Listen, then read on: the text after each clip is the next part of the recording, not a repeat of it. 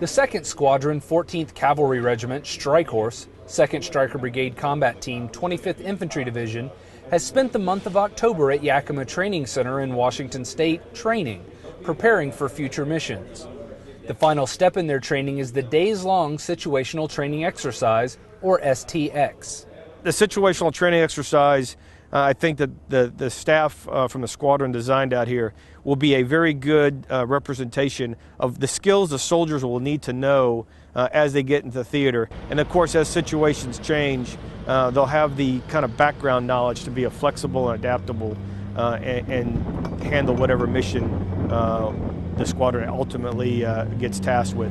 The STX includes area and route reconnaissance, a key leader engagement, an air assault insertion, and culminates with a live fire exercise. Much of this training is nothing new to the 214, but YTC offers an added dimension of realism. We've actually done KLEs, route reconnaissance, area reconnaissance, all back home as much as possible. We've done it to the ability we can on Oahu.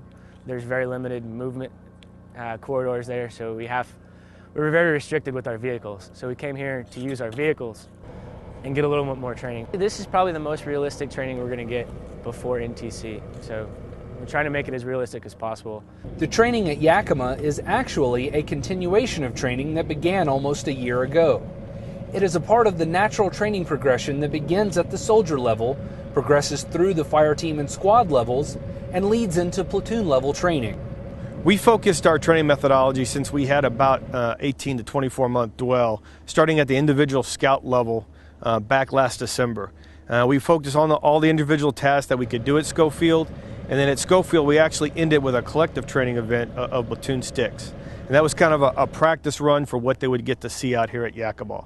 The integration of support elements has also contributed to the realism of the training. This has actually been a very big brigade effort. Although it's 214 out here training, we're really Task Force 214 and have support from across the brigade. 211 sent out their Alpha Battery, Alpha Gators, to support our training. We have our own field feeding team that's providing food for almost 600 soldiers from across the brigade, as well as our mechanics team out here that, quite frankly, has been doing an incredible job, considering that we flew about 1,500 miles, drew somebody else's equipment, road marched at 170 miles to Yakima and started training, and somehow they've been able to keep those 29 odd Strykers and all the wheeled fleet up and operational without hindering our training.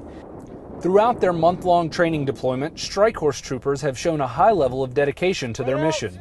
We designed the training so there wasn't a lot of breaks, and the soldiers are moving really from one either individual training event or collective training event to the next, and stair-stepping through for about 35 days with not any downtime or a whole lot of downtime, a whole lot of sleep, and absolutely no days off. And I think their motivation to this point speaks volumes about the character of soldiers we have in the squadron and what they're able to accomplish when given a task. Reporting from Yakima Training Center, Washington, I'm Army Staff Sergeant Sean Everette.